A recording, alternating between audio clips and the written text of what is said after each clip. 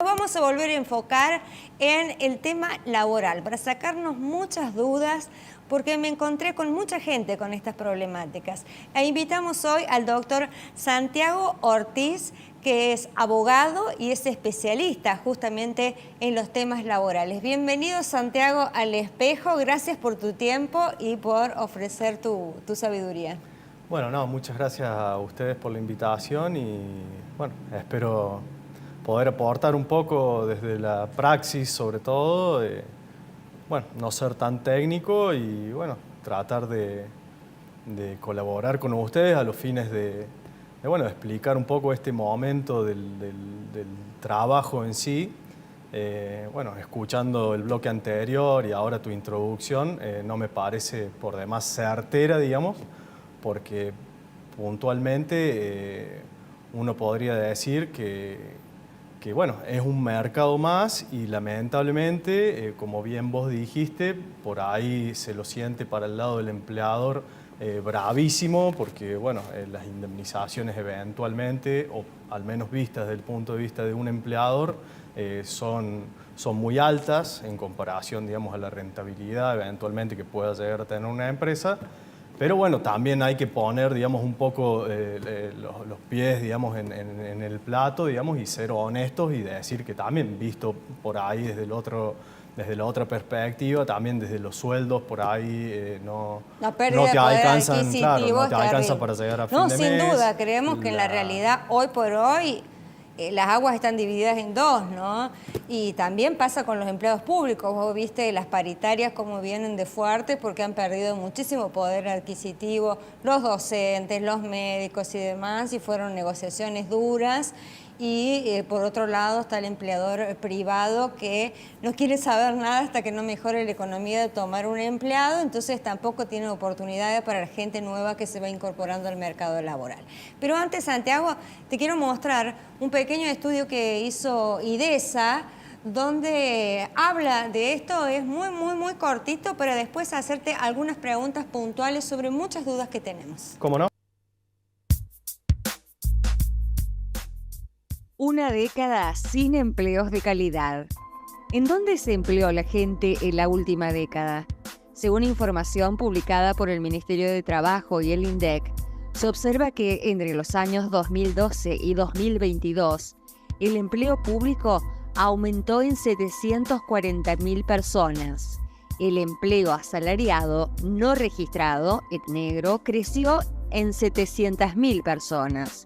El empleo por cuenta propia creció en 1.300.000 personas. Estos datos muestran que los únicos empleos que se crean son de baja calidad. Aproximadamente un cuarto del crecimiento de las ocupaciones es empleo público, mucho del cual es espurio. Otro cuarto es empleo asalariado en negro y la mitad restante es como cuenta propia. Dentro del cuentapropismo, solo el 65% está registrado en el monotributo. Dentro del monotributo, apenas el 20% está en la categoría D o superior, lo que significa que obtienen una remuneración promedio mensual de 200.000 pesos o más. Estos serían cuentapropistas con un nivel de ingreso que les permite no caer en la pobreza, en muchos casos trabajando para el Estado o para empresas eludiendo la normativa laboral.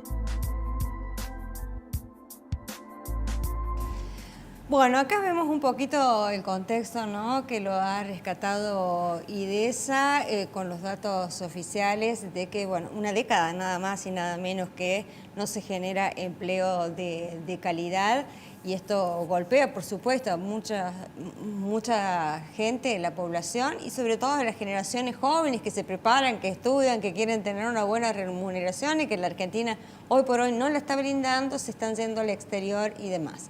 Entonces empieza a aparecer todo este marco, como decíamos, de trabajo negro que ha crecido muchísimo. Ya las mediciones les hemos mostrado en otros programas.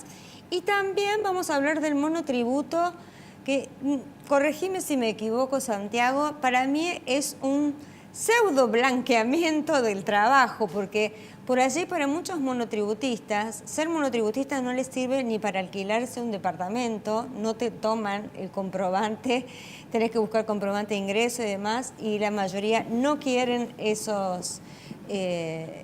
no es como un recibo de sueldo de una empresa, no tiene el peso para poder alquilar, para poder sacar un crédito, para un montón de cosas. Entonces decimos por ahí, el monotributo es como un pseudo blanqueamiento, ¿no? Sí. Bueno, por ahí habría que diferenciar un poco. Bueno, o sea, la ley de contrato de trabajo, digamos, lo que intenta regular es cuando una persona, digamos, se subordina económica y técnicamente y jurídicamente, digamos, a otra. Entonces, en esos casos, digamos, se lo debiera considerar, digamos, un trabajador, y ahí debiera estar la obligación, digamos, obviamente de tenerlo en blanco o eventualmente formar parte, digamos, de ese universo, digamos, del trabajo no registrado para el caso de que esto no suceda. Y el monotributo debiera dejarse solo para aquellas personas, digamos, que realmente, digamos, que están emprendiendo algo. Digamos, bueno, hoy en la actualidad, digamos, se dan muchos casos. Por ejemplo, los profesionales, en principio somos monotributistas o eventualmente somos responsables inscriptos, pero bueno, digamos, somos quienes nosotros prestamos servicios, digamos.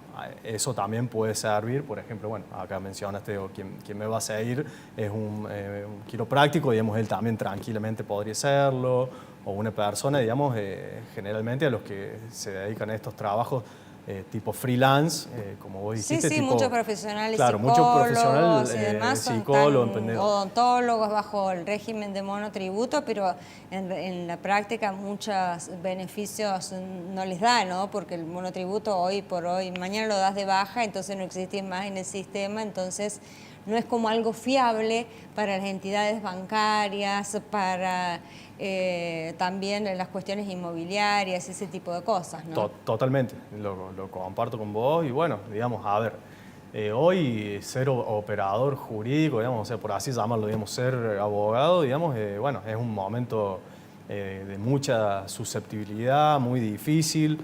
Uno trata de empatizar, como te dije, con cualquiera de las dos partes, digamos, porque para quien emprende, como bien explicaron ustedes, digamos, aparte de pagar un sueldo, tiene que pagar 50% adicional, digamos, de carga que uno todavía no entiende bien ni para qué van, porque las jubilaciones también eventualmente son paupérrimas o los sistemas de salud no son buenos. Santiago, justamente al respecto de eso, ¿vos creés que tenemos un Estado ausente que en algún momento en el imaginario colectivo estuvo presente justamente para ayudar al empleador, al empleado y demás, como fue, por ejemplo, el régimen de repro durante la pandemia, pero que eso después paulatinamente se fue dejando de lado, ¿no? Mientras la emergencia sanitaria fue siendo un poquito más sostenible, eso se dejó de lado. ¿Crees que estamos con un Estado ausente al respecto del empleo y del trabajo y del blanqueo de personal?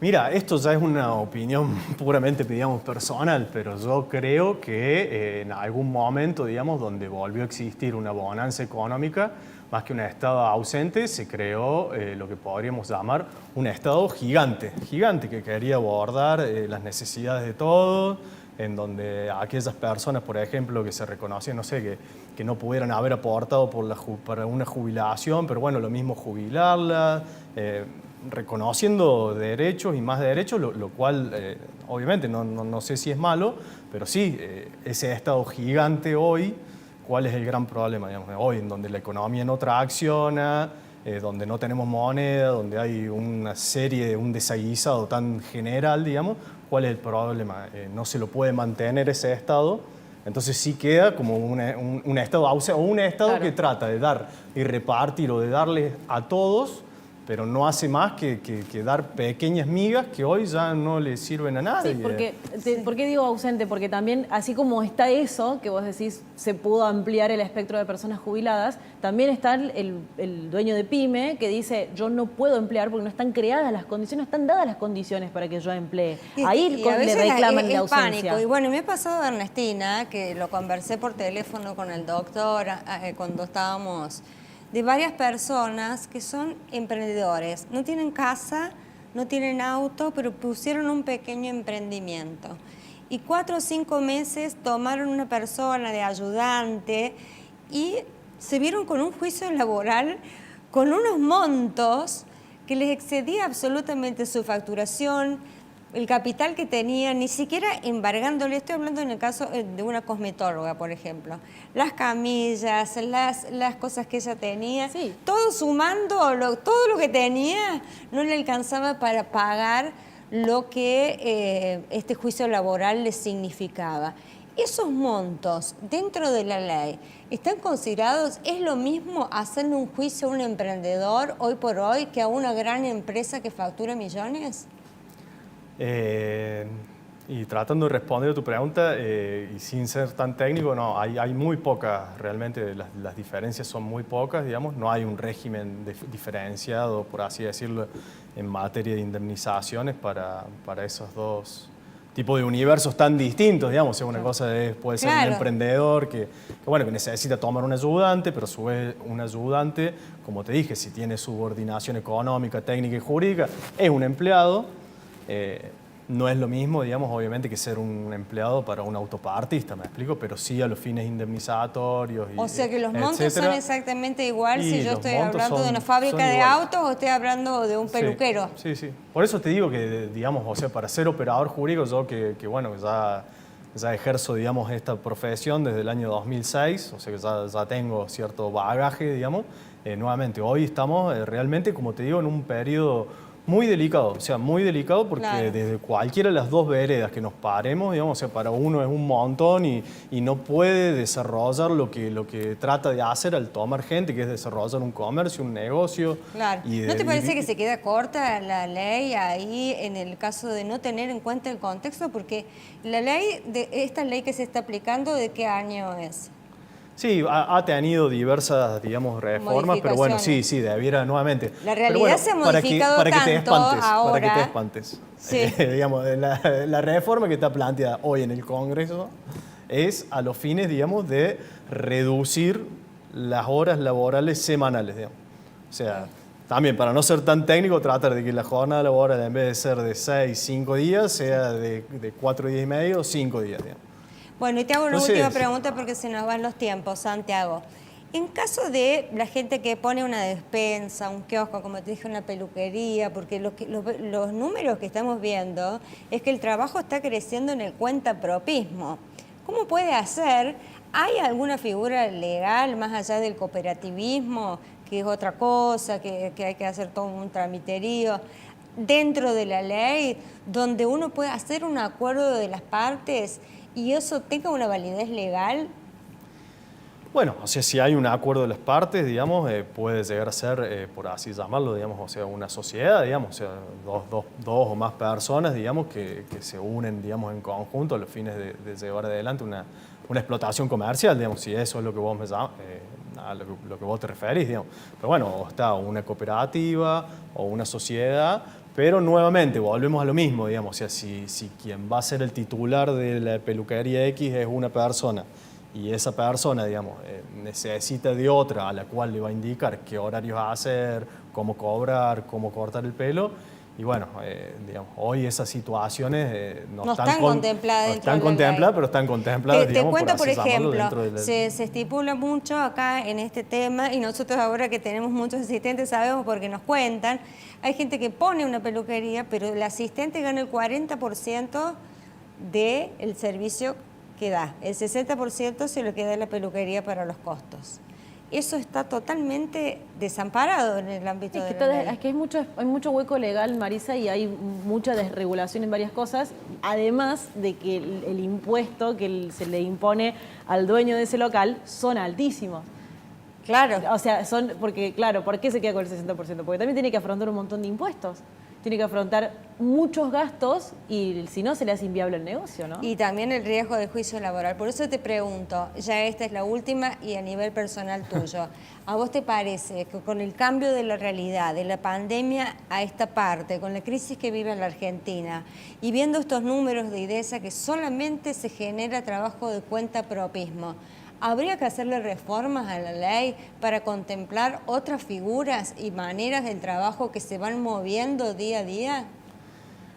Sí, la verdad que comparto plenamente con vos, digamos, entiendo que tiene que haber una reforma laboral, no necesariamente, o sea, si bien feliz, digamos, o quién podría estar en contra, digamos, de que trabajemos menos y le dediquemos más tiempo a nuestras cuestiones personales, pero bueno, entiendo que hoy puntualmente no es el momento, digamos, o sea, o no debieran estar todos los esfuerzos, digamos, en presentar ese tipo de proyectos, sino justamente, digamos, en tratar de blanquear situaciones, digamos, que traccionen y que den confianza, digamos, para que la gente pueda emprender y que prontamente exista también una recomposición salarial para quien dedica tiempo, digamos, de su vida, digamos, para hacer crecer un emprendimiento, también pueda vivir dignamente. O sea, totalmente. Muchísimas gracias, Santiago. Ojalá sea así y lo tengan en cuenta justamente ahora que estamos en campaña, porque la situación está cambiando